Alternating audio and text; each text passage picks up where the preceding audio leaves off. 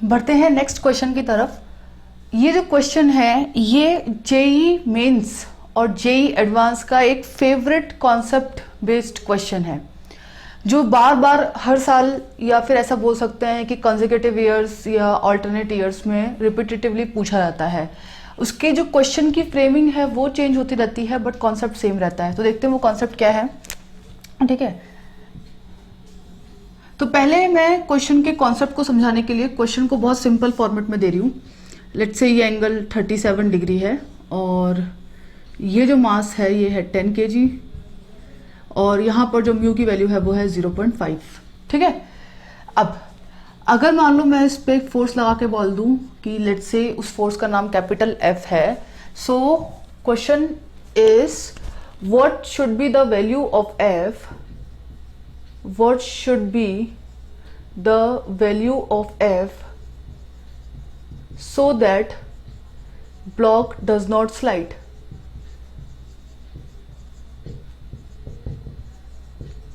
ठीक है, ये हमारा क्वेश्चन है। तो देखते हैं, मतलब ब्लॉक को हमें इक्विलिब्रियम में रखना है, ब्लॉक को स्लाइड नहीं होने देना है, तो ब्लॉक पे सारे फोर्स बैलेंस करने हैं। ठीक है, तो सबसे पहले तो मैं देखूंगी कि इस ब्लॉक को नीचे स्लाइड करवाने वाला कौन सा फोर्स है, mg sin 37।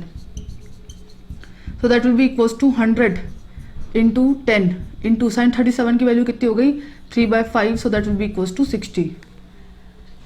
अगर मैं फ्रिक्शन की बात करूं so that will be mu into N and that will be equals to 0.5 into mg cos 37 that is 100 cos 37, it will be 80 newton. So it is 40। तो अगर मैं बात करूं कि अगर ये ब्लॉक जो है वो अगर नीचे फिसलना चाहता है अपने वेट 60 के कारण, तो इस पे फ्रिक्शन ऊपर की तरफ लगेगा 40, बट वो फ्रिक्शन कम पड़ जाएगा उस ब्लॉक को स्लाइड करने से रोकने के लिए। तो अगर ये फोर्स, देखते हैं हम 10 kg का फ्री बॉडी डायग्राम बना के। ठीक है, इस पे 60 लग रहा है और मैं जानती हूं कि जब ये नीचे फिसलेगा तो इस पे जो फ्रिक्शन है वो पूरी कोशिश करेगा उसे रोकने की और 40 न्यूटन ऊपर लग जाएगा। तो आप बोलोगे कि अगर ये फोर्स कोई 20 न्यूटन का एक्सटर्नल फोर्स लग जाए तो ये ब्लॉक जो है ये इक्विलिब्रियम में रह सकता है। तो आप आंसर करके आ जाओगे 20। ठीक है, but this will be the wrong answer. This is not the complete answer. Answer तो सही है बट मैं ऐसा बोलूंगी कंप्लीट आंसर नहीं है। क्यों नहीं है वो देखते हैं। अगर मान लो कि कोई 30 न्यूटन का फोर्स लगा ले, लेट्स से यहां पर, तो क्या होगा? क्या ये ब्लॉक ऊपर चल पड़ेगा? नहीं, बिल्कुल भी नहीं। आप बोलोगे 30 + 40 70 हो जाएगा ऊपर की तरफ, नीचे की तरफ 60। नहीं, अगर किसी ने एक्सटर्नल फोर्स 30 न्यूटन लगा दिया ऊपर की तरफ, तो फ्रिक्शन बोलेगा कि नीचे 60 न्यूटन लग रहा है mg sin 30 की वजह से, 37 की वजह से, और ऊपर एक्सटर्नल एजेंट 30 लगा रहा है। मतलब नेट 10 kg को फोर्स कितना फील हो रहा है? नीचे की तरफ 30। तो अगर मैं ऊपर की तरफ 30 लग जाऊं, फ्रिक्शन जो है वो ऊपर की तरफ 30 लग जाएगा। अब फ्रिक्शन अपनी वैल्यू कैसे बदल रहा है? क्यों? क्योंकि 10 kg पर जो फ्रिक्शन लग रहा है वो कौन से नेचर का है? स्टैटिक। और स्टैटिक फ्रिक्शन अपनी डायरेक्शन एज वेल एज अपना मैग्नीट्यूड जरूरत के हिसाब से बदल सकता है। तो वो क्या बोलेगा कि भाई जरूरत सिर्फ 30 न्यूटन की है और अप द इंक्लाइन की है, तो वो उस तरीके से लग जाएगा। चलिए, तो आपने 30 न्यूटन बोल दिया। अगर मैं इस फोर्स को मान लो 40 न्यूटन कर दूं तब क्या होगा? तब क्या ये ऊपर चल पड़ेगा? नहीं, फ्रिक्शन बोलेगा नीचे 60 ऊपर 40। तो अब मुझे सिर्फ और सिर्फ 20 न्यूटन लगना है और ऊपर की साइड लगना है। मतलब अब मेरा काम सिर्फ 20 रुपए खर्च करके ही चल जाएगा। ठीक है, इसका मतलब 20 भी एक आंसर हो गया, 30 भी आंसर हो गया, 40 भी आंसर हो गया, इस तरीके से। अब अगर मान लो मैं 50 कर दूं तो क्या होगा? 50 न्यूटन और बढ़ा दिया मैंने फोर्स को, तो क्या अब ये ब्लॉक ऊपर जाएगा? नहीं, फ्रिक्शन बोलेगा नीचे 60 है ऊपर 50 है। तो अब तो मेरा काम 10 न्यूटन खर्चा करके ही हो जाएगा। तो अब की बार जो फ्रिक्शन की वैल्यू है वो कितनी हो जाएगी? 10 न्यूटन। ठीक है, फिर उसके बाद अगर मान लो किसी ने एक्सटर्नल एजेंट की वैल्यू 60 न्यूटन कर दी, तो फ्रिक्शन बोलेगा नीचे 60 है mg sin 37 की वजह से, ऊपर एक्सटर्नल एजेंट भी 60 न्यूटन लगा रहा है, मेरी जरूरत ही नहीं है, मैं काय को खर्चा करूं, तो वो हो जाएगा 0। ठीक है, मतलब 60 न्यूटन भी एक आंसर हो सकता है, 50 भी हो सकता है। ठीक है, अब अगर मान लो अब मैं इस पे फोर्स बढ़ाऊं एक्सटर्नल एजेंट का 60 के ऊपर, तब ये ब्लॉक ऊपर जाएगा क्या? देखते हैं। अगर मान लो मैंने इसको 60 से बढ़ा के लेट्स से 70 कर दिया,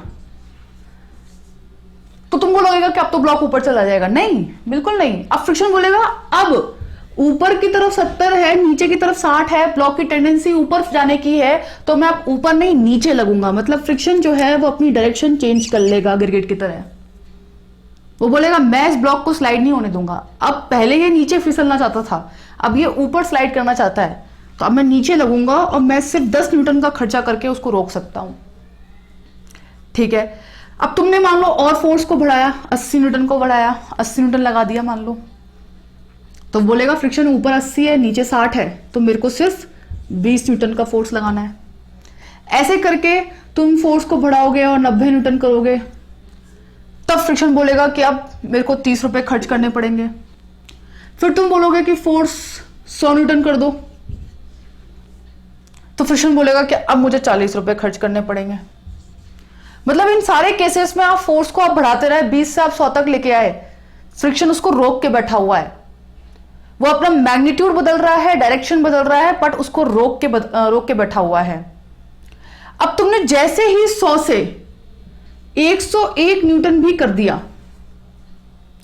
वैसे ये ब्लॉक बोलेगा या फ्रिक्शन बोलेगा कि भैया मेरी औकात तो सिर्फ 40 न्यूटन की थी, अब मैं नीचे 100, मतलब टोटल जो फोर्स है वो नीचे 100 हो सकता है और ऊपर 101 है, तो अब मैं इस ब्लॉक को स्लाइड होने से नहीं रोक सकता।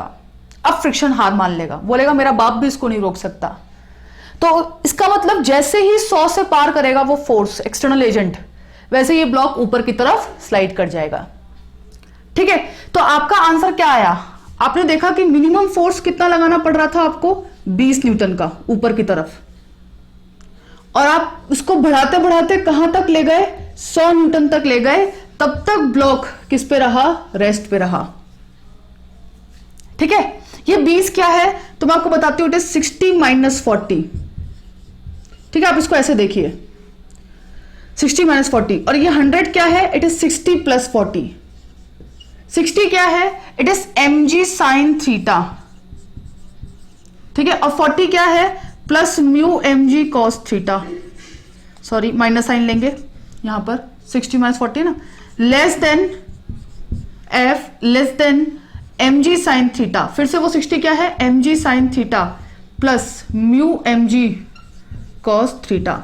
मतलब अगर आपसे कोई क्वेश्चन पूछेगा what should be the value of f so that block does not slide, तो उसका एक आंसर नहीं होगा कि 20 कर दिया, कि 30 कर दिया, कि 40 कर दिया, नहीं, उसका एक रेंज आएगा, और वो रेंज क्या आएगा, 20 से 100। अब वो उसको एक मल्टीपल चॉइस क्वेश्चन में भी पूछ सकता है कि 20 न्यूटन, 30 न्यूटन, 50 न्यूटन, 100 न्यूटन, तो अब आंसर का क्या होगा, 20 न्यूटन, जबकि आंसर चारों ऑप्शन होंगे, ये चारों आंसर हैं। ठीक है, वो इस तरीके से भी आपसे मल्टीपल चॉइस में क्वेश्चन को पूछ सकता है। अब जेई ने इस सवाल को कैसे पूछा, उस क्वेश्चन से हम उसको डिस्कस करेंगे।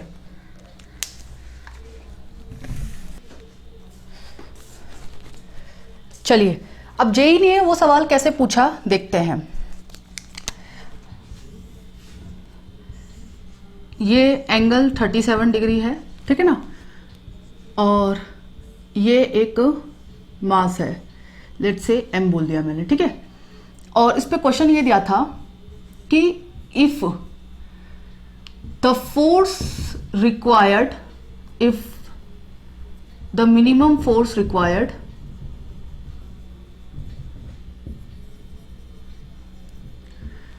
है ना, if the minimum force required to prevent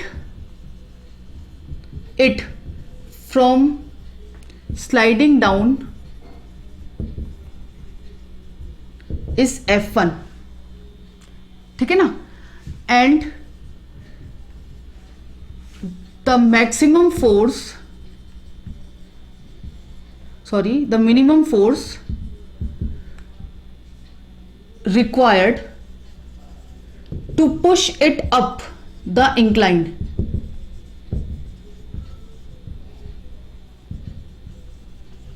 is F2 and it is given that F2 equals to 3 times of F1, then find the value of mu. ठीक है ना, यहां पर जो कोएफिशिएंट ऑफ फ्रिक्शन है उसकी वैल्यू दी हुई है म्यू। अब समझना क्या है इस क्वेश्चन में, देखो इसकी लैंग्वेज पढ़ो, यही लैंग्वेज यूज करता है वो, और बार बार 2-3 बार इसने पूछा हुआ है अभी रिसेंट ईयर्स में।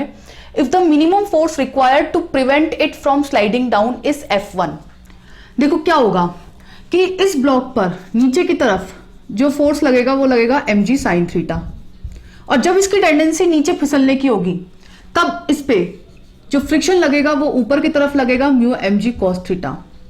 अब ऑफ कोर्स ये फ्रिक्शन इस mg sin थीटा से कम पड़ रहा होगा तभी तो स्लाइड डाउन होगा। अगर फ्रिक्शन खुद ही रोक लेता तब तो एक्सटर्नल एजेंट की जरूरत ही नहीं पड़ती। तो इसका मतलब 100% mu mg cos theta mg sin theta से कम पड़ रहा है, जिसकी वजह से मास m स्लाइड कर रहा है और ये फ्रिक्शन उसे रोक नहीं पाया। तो इसीलिए आपको एक एक्सटर्नल एजेंट की जरूरत पड़ी जिसका नाम हमने दिया F1। तो अब कायदे से F1 कितना होना चाहिए मिनिमम, तो इतना होना चाहिए ताकि ये और ये मिलके mg sin थीटा को बैलेंस कर ले। मिनिमम, मैक्सिमम तो कितना भी लगाओ लेकिन मिनिमम कितना होना चाहिए कि दिस प्लस दिस मिलके mg sin थीटा को बैलेंस कर ले, क्योंकि हमारा टारगेट सिर्फ मास m को रेस्ट पे या स्लाइड करने से रोकना है। सो F1 will be what, mg sin theta minus mu mg cos theta.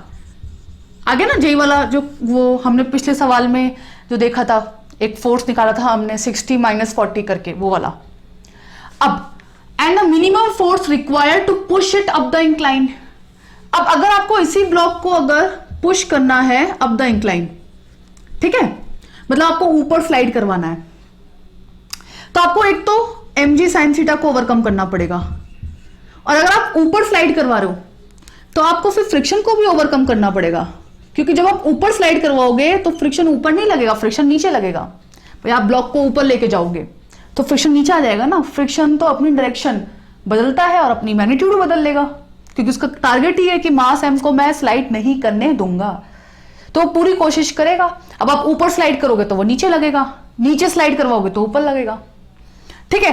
तो आपको अगर कोई एक्सटर्नल फोर्स लगा रहा है जिसे हम नाम दे रहे हैं F2, तो वैसे तो वो कितना भी लगाए, लेकिन अगर मिनिमम की बात हो रही है, यहां मिनिमम की बात हो रही है, तो वो just mg sin theta plus mu mg cos theta के बराबर लगा दे, मतलब उससे थोड़ा सा ज्यादा। तो मिनिमम देते वक्त हम क्या बोलेंगे, mg sin theta plus mu mg cos theta. इन दोनों को अगर वो बैलेंस कर दिया, मान लो इसकी वैल्यू आ गई 25, इसकी वैल्यू आ गई 75, तो आपको क्या करना है, 25 प्लस 75 मिलकर कितना होता है 100, तो आपको 100 ऊपर लगा देना है, मतलब 100 से थोड़ा सा ज्यादा, like 100.001। So F2 will be what, F2 will be mg sin theta plus mu mg cos theta, ठीक है। अब याद करो पिछली बार जो फॉर्मेट बना था वो 60 प्लस 40 वाला फॉर्मेट बना था, वही चीज बन गई। अब आपको ये यूज करना है F2 इक्वल्स टू 3F1, है ना। ऐसा सेम जो क्वेश्चन है वो जेईई मेंस में भी पूछा है। तो आपको क्या करना है, ये वाली कंडीशन लगा देनी है, F2 इक्वल्स टू 3F1 मतलब mg sin theta plus mu mg cos theta equals to 3 times of mg sin theta minus mu mg cos theta. इसको जब फर्दर सॉल्व करेंगे, so it is 3 mg sin theta minus mg sin theta, it will be 2 mg sin theta, ठीक है ना। और जब ये 3 mu mg cos theta है माइनस साइन के साथ, और म्यू mg cos थीटा, ठीक है, ऐड हो जाएंगे, सो it will B 4 mu mg cos theta.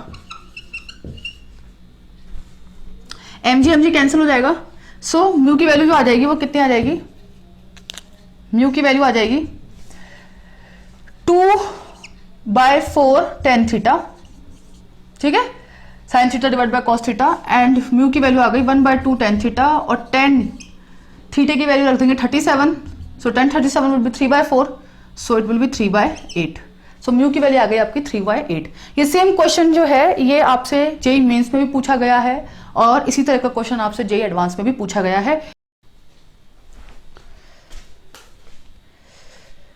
चलिए नेक्स्ट क्वेश्चन देखते हैं। यहां पर एक इंक्लाइंड प्लेन है जिस पे हमने 10 kg का ब्लॉक रख दिया है और 8 kg का ब्लॉक रख दिया है, और यहाँ पर सरफेस जो है वो आपकी रफ है। सो आपको क्या निकालना है? आपको निकालना है find acceleration of the system and tension in the string. अब देखिए, ध्यान से समझने वाली बात यह है कि फ्रिक्शन चाहता है कि ये 10 kg का ब्लॉक जो है ये स्लाइड ना करे, ठीक है।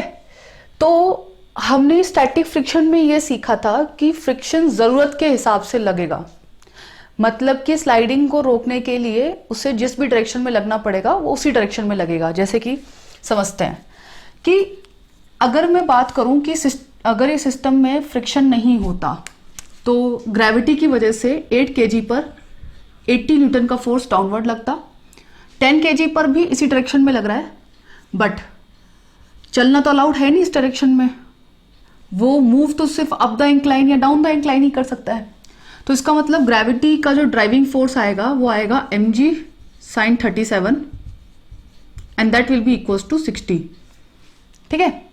तो अगर मैं बात करूं, दिखने में तो 10 किलो बड़ा है, तो आपको ऐसा लगेगा कि ये सिस्टम जो है नीचे जाएगा ऐसे, बट ध्यान रखना कि 10 किलो को ले जाने वाला ग्रेविटी का कंपोनेंट सिर्फ 60 रह गया। तो इसका मतलब जो सिस्टम है वो इस तरीके से नहीं जाएगा। जो सिस्टम है उसमें 8 किलो पर या 8 kg पर जो 80 फोर्स लग रहा है नीचे की तरफ वो बड़ा हो गया 60 से, इसलिए अगर फ्रिक्शन नहीं होता तो ये जो 8 kg है ये नीचे आता और ये 10 kg जो है ये ऊपर जाता, इस तरीके से, ठीक है। तो आई होप कि आपको समझ में आ रहा हो कि हो क्या रहा है। अगर फ्रिक्शन नहीं होता तो 8 किलो नीचे जाता और 10 किलो ऊपर जाता, जबकि बच्चे क्या गलती करते हैं, वो 10 किलो को नीचे मूव करवा देते हैं। उन्हें विशेष ध्यान रखना है कि यहाँ पर 10 किलो का कंपोनेंट वैसे तो 10 किलो पर 100 ग्रेविटी लगेगी, बट वो 100 जो है वो इस डायरेक्शन में लगेगा जो यूजलेस है, क्योंकि इस डायरेक्शन में वो मूव नहीं कर सकता। मूव तो वो सिर्फ डाउन द इंक्लाइन कर सकता है या अप द इंक्लाइन कर सकता है। तो उस डायरेक्शन में कंपोनेंट 60 है, तो इसका मतलब ग्रेविटी उसे 60 से चलाने की कोशिश करेगा, बट इसका 80 इस 60 पर डोमिनेट कर जाएगा। इसका मतलब 8 kg नीचे और 10 kg ऊपर, ठीक है। अब फ्रिक्शन अगर प्रेजेंट है तो वो कोशिश करेगा कि ना ये नीचे जाए ना ये ऊपर जाए। तो पहले फ्रिक्शन की मैक्सिमम वैल्यू निकाल के रख लो कि वो लग कितना सकता है। ऐसा तो नहीं है ना कि अगर मान लो रिक्वायरमेंट 200 न्यूटन की आ जाए तो 200 न्यूटन लग जाएगा, ऐसा नहीं है, वो निकालनी पड़ेगी। तो it is mu into N, so 0.5 into N की वैल्यू इंक्लाइन प्लेन पे होती है mg cos 37 and that will be 80, so it will be 40 newton, ठीक है। अब फ्रिक्शन चाहे तो 40 नीचे भी लग सकता है और 40 ऊपर भी लग सकता है, ये डिपेंड करेगा। अगर ब्लॉक 10 kg का ब्लॉक नीचे जाता तो फिर फ्रिक्शन ऊपर लगता, बट यहां पर इस केस में जो 10 kg का ब्लॉक है वो ऊपर जाएगा, ठीक है, ऊपर जाएगा। तो फ्रिक्शन किधर लगेगा? नीचे की तरफ। क्या पूरा का पूरा 40 लग जाएगा? नहीं, क्योंकि फ्रिक्शन जो है वो ये कह रहा है कि भैया पहले मैं देखूं तो सही कि रिक्वायरमेंट कितनी की आ रही है। तो अगर मुझे इसको रोक के रखना है तो ये 8 kg पर नीचे अगर 80 लग रहा है तो ऊपर टेंशन जो है वो कितनी आ जाएगी? 80। अगर मुझे फ्रिक्शन बोल रहा है कि मुझे अगर इस सिस्टम को रोक के रखना है तो इस 10 किलो को रोक के रखना है, तो मतलब पूरा सिस्टम रोक के रखना है। तो 8 किलो को रोक के रखने के लिए अगर इस पे नीचे ग्रेविटी लग रही है 80, तो इस पे ऊपर टेंशन भी 80 लग जाए तो मेरा काम बन जाए। अब यहां पर अगर टेंशन 80 है तो इसका मतलब 10 किलो पर ऊपर की तरफ टेंशन होगा 80, ठीक है। ये अभी हम अज्यूम कर रहे हैं कि सिस्टम मान लीजिए रुका हुआ है, ठीक है। तो ऊपर की तरफ 80 और नीचे की तरफ 60, तो नेट फोर्स ऊपर की तरफ आ रहा है 20, ऊपर की तरफ 80 नीचे की तरफ 60। तो अगर फ्रिक्शन नहीं होता तो ये 10 किलो ऊपर जाता ना, बट फ्रिक्शन अवेलेबल है और कितना अवेलेबल है? 40। तो वो बोलेगा कि भैया नेट फोर्स तो ऊपर की तरफ 20 है, तो मुझे फिर 40 लगने की जरूरत नहीं है, मैं 40 लग के अपना नुकसान क्यों कराऊं, मैं तो उसको 20 नीचे लग के ही बैलेंस कर सकता हूं। तो फ्रिक्शन बोलेगा, क्योंकि फ्रिक्शन स्टैटिक नेचर का है, and it is self adjustable force. It is self adjustable force, मतलब जितनी जरूरत होती है उतना ही लगता है।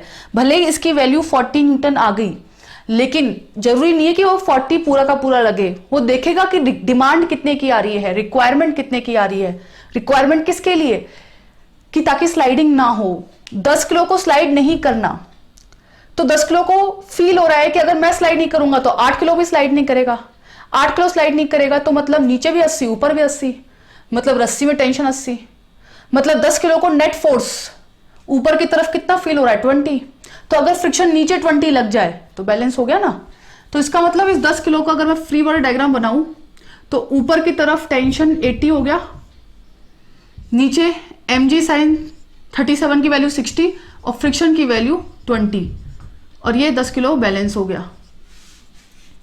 तो इसका मतलब अगर मुझे आंसर करने हो तो मैं बोलूंगी कि एक्सेलरेशन क्या आएगा 0, फ्रिक्शन कामयाब हो गया अपने मकसद में, उसने स्लाइडिंग रोक ली। टेंशन कितना आ गया 80 न्यूटन। और अगर कोई इसी सवाल में फ्रिक्शन एक्टिंग ऑन ब्लॉक पूछ लेता, फ्रिक्शन एक्टिंग पूछ लेता तो हम आंसर 40 न्यूटन नहीं करते, हम आंसर करते 20 न्यूटन। तो ये एक बहुत बढ़िया सवाल था स्टैटिक फ्रिक्शन पे। चलिए अब इससे भी अच्छा एक सवाल देखते हैं।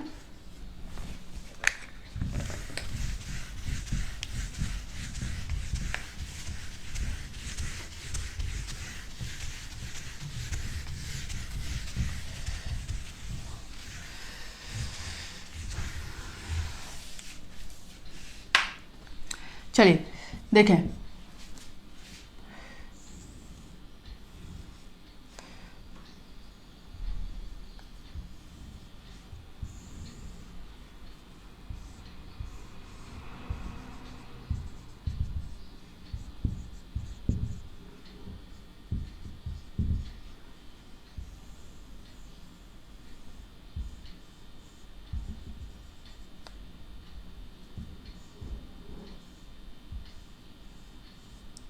ठीक है, यहां पर म्यू जो है वो मैं दे देती हूं 0.5। तो फिर से बात क्या करनी है। अच्छा, इस इंक्लाइन प्लेन की दो सरफेसेस हैं, एक मास m जो एक स्मूथ सरफेस पे रखा हुआ है, म्यू इक्वल्स टू 0 है और यहां पर म्यू इक्वल्स टू 0.5 है। तो फिर से आपको क्या करना है, फिर से आपको निकालना है फाइंड एक्सेलरेशन ऑफ सिस्टम, ठीक है, टेंशन इन द स्ट्रिंग, ये निकालना है। तो कैसे निकालेंगे, तो फिर से बात करनी होती है। सबसे पहले मान लो कि फ्रिक्शन नहीं होता तो क्या होता, तो यहां भी 45 डिग्री एंगल है, यहां भी 45 डिग्री एंगल है। 2m पे इसकी तरफ लगेगा 2mg साइन 45 डिग्री और मास m पे इधर नीचे की तरफ लगेगा mg साइन 45 डिग्री। कौन डोमिनेट करेगा, ऑफ कोर्स 2m, ठीक है ना।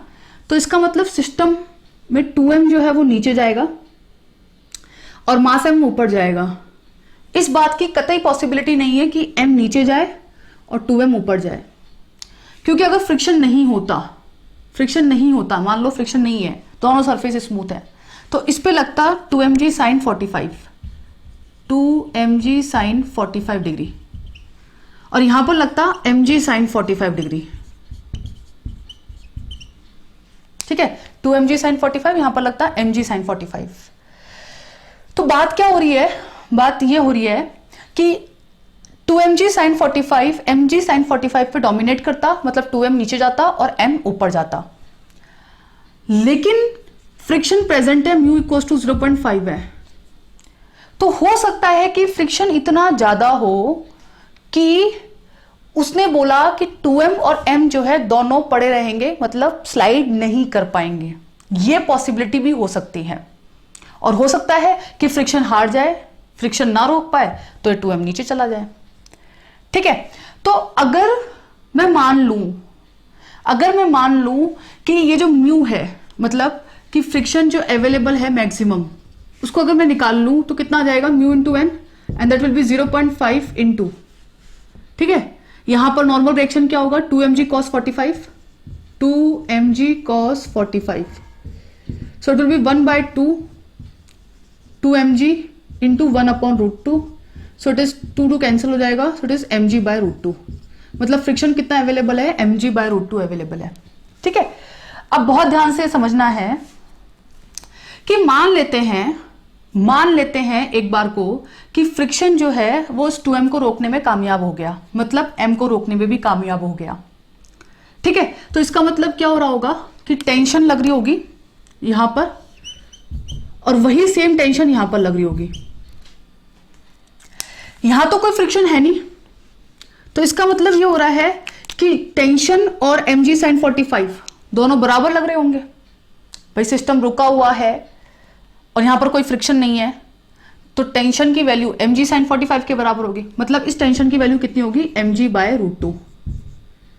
तो इसका मतलब सेम इस टेंशन की वैल्यू भी कितनी हो जाएगी, mg/√2। ठीक है, और यहां पर 2mg sin 45 की वैल्यू कितनी होगी, 2mg 1/√2, so it will B √2mg। अब मैं तुमसे पूछूं कि √2mg बड़ा है कि mg/√2 बड़ा है, तो तुम बोलोगे कि √2mg बड़ा है। ठीक है, ये 1 से छोटा है, मतलब mg से छोटा है, और ये mg से बड़ा है। तो हम बोलेंगे कि अगर यहां पर भी फ्रिक्शन नहीं होगा तो ये सिस्टम नीचे स्लाइड कर जाएगा, बट फ्रिक्शन तो रोक लेगा। फ्रिक्शन बोलेगा ना कि अगर नेट फोर्स नीचे की तरफ आ रहा है तो मेरे को सिर्फ और सिर्फ ऊपर लगना है, और उसका मैग्नीट्यूड कितना होना चाहिए, देखते हैं। इस 2m पर नीचे जो फोर्स लग रहा है वो है √2mg, और ऊपर जो है वो फोर्स लग रहा है mg/√2। तो फिर फ्रिक्शन को कितना लगने की जरूरत है, देखते हैं। तो फ्रिक्शन की रिक्वायर्ड वैल्यू कितनी आनी चाहिए, सो that will B 2√2mg minus mg/√2, मतलब √2 माइनस 1/√2, और mg मैंने कॉमन ले लिया। सो it will be what, √2 into √2 करेंगे तो 2 माइनस 1/√2, तो इट विल बी mg/√2। अब यहां से क्या समझ में आया कि रिक्वायरमेंट कितनी है, mg/√2 की, और मैक्सिमम अवेलेबल भी कितना है, mg/√2। मतलब ये यहां पर ये हुआ कि मैक्सिमम वैल्यू जैसे 40 थी तो रिक्वायरमेंट भी 40 की आ रही थी, तो बढ़िया है। वो तो कह रहा है कि ठीक है, ज्यादा तो नहीं आई, कम से कम जितनी मेरी औकात थी उतना ही खर्चा आ रहा है, इसका मतलब मैं 2m को रोकने में कामयाब हो जाऊंगा। तो फ्रिक्शन बोलेगा कि मैं ऊपर की तरफ, बेसिकली यही वैल्यू थी √2 माइनस 1/√2, इसको सॉल्व करने पर mg/√2 आ गया, और ये वैल्यू हमारी जो रिक्वायरमेंट है, जो डिमांड आई, वो उसकी मैक्सिमम वैल्यू से कम आई, यानी कि औकात से कम आई, तो आराम से रोक के रखेगा। तो इसका मतलब सिस्टम को फ्रिक्शन चलने नहीं देगा, तो हम एक्सेलरेशन क्या बोलेंगे, इसका 0। ठीक है, अच्छा सवाल है एक। और टेंशन की वैल्यू क्या बोलेंगे, mg/√2। और अगर फ्रिक्शन कोई पूछ ले कि friction acting on 2m, so it will be again mg/√2। अब आप खुद देख लो, mg/√2 प्लस mg/√2 करोगे आप तो इट इज 2mg/√2, मतलब √2mg, तो ऊपर भी √2mg और नीचे भी √2mg, बैलेंस हो गया ना। तो सबसे पहले जब भी आपको ऐसे क्वेश्चंस दे रखे हों जहां पर जो 2 ब्लॉक्स हो, 2 मूविंग ब्लॉक्स हो और फ्रिक्शन इन्वॉल्व हो सकता है कि फ्रिक्शन उस सिस्टम को चलने ही ना दे। ठीक है ना, जैसे अगर मान लीजिए यहां पर फ्रिक्शन नहीं होता तब तो श्योर था कि 2m नीचे जाएगा, बट फ्रिक्शन की प्रेजेंस में ऐसा हो सकता है कि ये 2m और m दोनों रेस्ट पे आ जाएं, मतलब दोनों स्लाइड ना कर पाए। तो आपको क्वेश्चन में यही अज्यूम करना होता है कि मान लेते हैं कि दोनों स्लाइड नहीं कर रहे, दोनों स्लाइड नहीं कर रहे, उस केस में जो फ्रिक्शन लग रहा है ऊपर की तरफ, अगर वो मैक्सिमम अवेलेबल फ्रिक्शन से कम आ जाए तब तो ठीक है। और अगर मान लो रिक्वायरमेंट आ गई मान लो 40 की और अवेलेबल सिर्फ 20 था, तो इसका मतलब फ्रिक्शन नहीं रोक पाएगा और सिस्टम नीचे जाएगा।